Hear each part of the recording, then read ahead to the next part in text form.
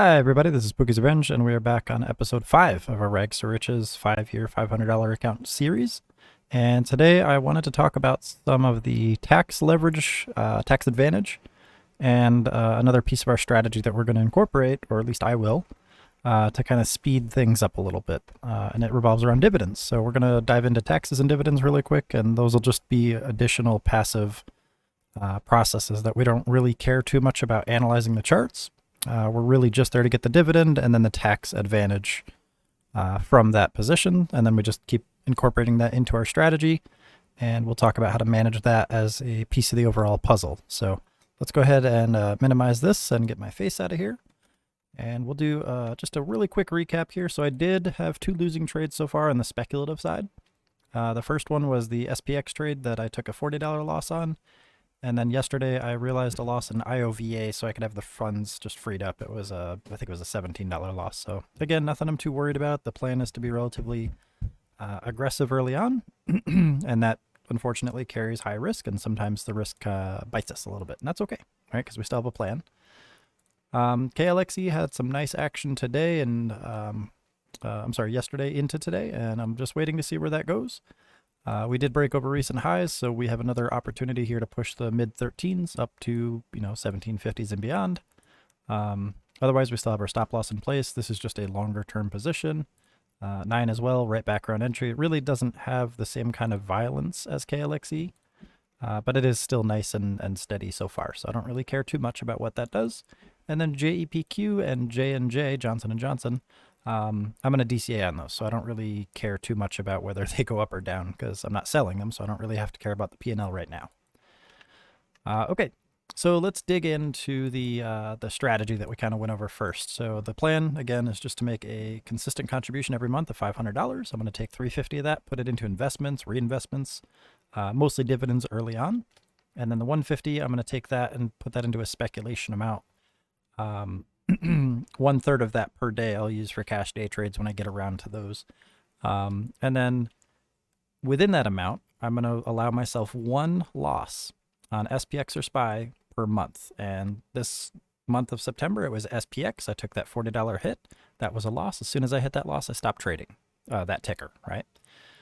Next month, I'll trade SPY and do the same thing. I can get as many wins as I want in a row or as many as I can pull off. But as soon as I hit that loss, I'm done. I don't want to keep trading it because as long as I don't re-enter those positions within 30 days of selling for that loss, I can claim 100% of that on my taxes and get that back. I get 100% refund, basically, applied on my taxes as long as I don't violate the wash sale rule. So we went over that on the live stream in the Discord today. Lots of information in there. I shared it on the socials and stuff, so it won't be too hard to find.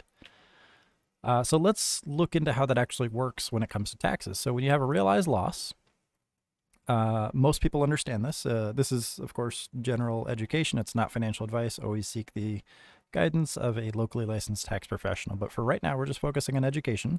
And this is my personal circumstance. I'm allowed this. So when I have a realized loss for the year, when I get my Schedule D at the end of the year and it's time to do my taxes, I can write off up to $3,000 in realized losses to offset my capital gains tax burden, which I'm responsible for roughly 37% on those profits that I claim. And if I exceed that $3,000, it's okay. That rolls over year to year until it's all used up.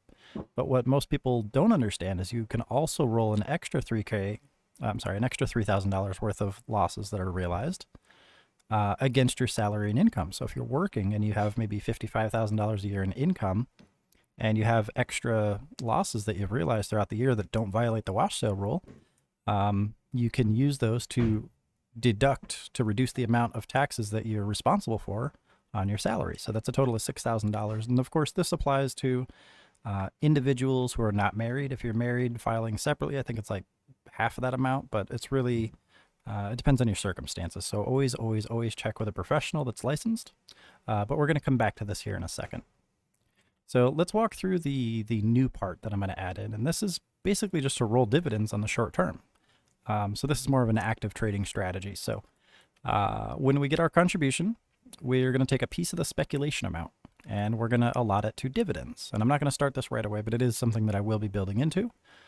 And what we're going to do is we're going to buy dividends and hold through the ex-dividend date and we're going to get that payout, and then we're going to have either a tax advantage if we realize a loss on the share price difference, or we're going to have a profit that we can claim and pay, that short-term capital gains tax on at the end of the year, but it'll offset, so it's nice. In order for this to work, though, we have to buy the shares after the declaration date. Most companies do that around the quarterly earnings report. We just have to make sure that we have the share at the end of the day on the date of record, and that is 1 day before the ex-dividend date for most stocks. So when we see that ex-dividend date, there are calendars you can use. They kind of track those. So let me go ahead and pull one up, actually. There's tipranks.com uses these. You could just find the date that you're looking for the ex-dividend date and filter through these to find the most efficient ones. There's also investing.com has one. It's got these are the ones that are coming up for tomorrow, but we can't do that because we need to buy it before market close on the ex-dividend date, or the day before the ex-dividend date. I apologize. So we can't buy these yet. We already missed that window. But just know that there's resources out there. I'm more than happy to help you guys find some too, and I'll be walking through a couple myself when we're ready for that. But either way, as long as we have those shares before the ex-dividend date, so on the date of record, at that point, the company is going to stamp our name in their book and say we're entitled to receive a dividend per share. Okay? So when the payout date happens, they're going to pay us that dividend, no matter whether or not we're holding the shares at that point. We can sell them on or after the ex-dividend date. And the ex-dividend date is just the first day that the company's ticker trades that doesn't have a dividend. So they have to re-announce a new dividend each time. And we don't necessarily need to hold the shares beyond that because that no longer applies. So we're already in that book. We don't care. So when we sell the shares, price is either going to go up or it's going to go down in most cases while we're holding those shares looking to get in that book and sell. So in that case, if the price goes up and we sell for a profit, we have a short-term realized capital gain, and we're responsible for roughly 37% taxes on that, or at least I am. If the price goes down, which it usually does, we end up with a realized capital loss. And that's okay because, remember, we get 100% of that back on taxes that we can apply to our profits and our salary, as long as I don't re-enter that same stock within the 30-day window. So when this happens, the way that it works is this is a reduction. So when you realize losses and you go to file your taxes, you take the amount of profits that you realized, and then you take the amount of losses that you realized, and you subtract the losses from the profits up to $3,000. So if I have $1,000 in profits, $1,000 in losses, I have no tax burden on the $1,000 worth of profits because it's offset by the losses and their $1,000. So it's pretty neat. If I had $2,000 in profits and $1,000 in losses, I would only be responsible for $1,000 worth of tax burden on the gains. So it's a pretty cool little process, and it's nice to know about. And basically all we're going to be looking to do is take some of that extra cash that we have in the account, and we're just going to be speeding up the dividend process by buying and selling the shares a couple days in most cases, and then just letting these dividends rack up. And I'm not too worried again about what the price does, because I either have a short-term capitalized gain, which is always going to be smaller than the realized capital loss as far as what I can claim. So I can claim 100% of the loss, or I can pay 37% on the profits. So if I'm using logic here, I should be net profitable, plus I get the dividend. So I'm also responsible for taxes on the dividend, but that's a separate item that I really don't need to worry about. It's a pretty small amount for these smaller accounts. So that's a pretty cool way to leverage taxes. And it all revolves around just not getting right back into that same ticker. So that's what I'll be doing going forward. And I just wanted to make this video to kind of share the process before I do it, so that it doesn't get too complicated, because we're taking a $500 contribution every single month. We're splitting that already. So that's one step.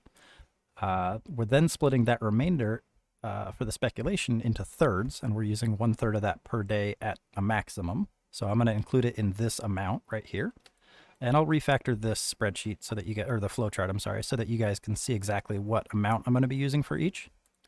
And then I'm also allowing myself just that one risky loss per month out of that speculation amount. So I'm going to take 2 chunks out of the speculation amount at a maximum. One of them is going to be a losing trade on here, regardless of how many wins we get first. As soon as I get that loss, it's gone.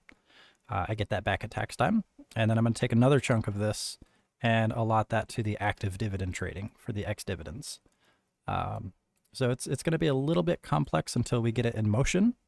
So if you guys have any questions, please ask. I'm going to try to make this as simple as possible, and you guys can always rewatch this video as many times as you need to. As always, I'm available in the Discord. You guys can ask questions, and I have a little surprise on the next episode that I am looking forward to and have been looking forward to for quite a while.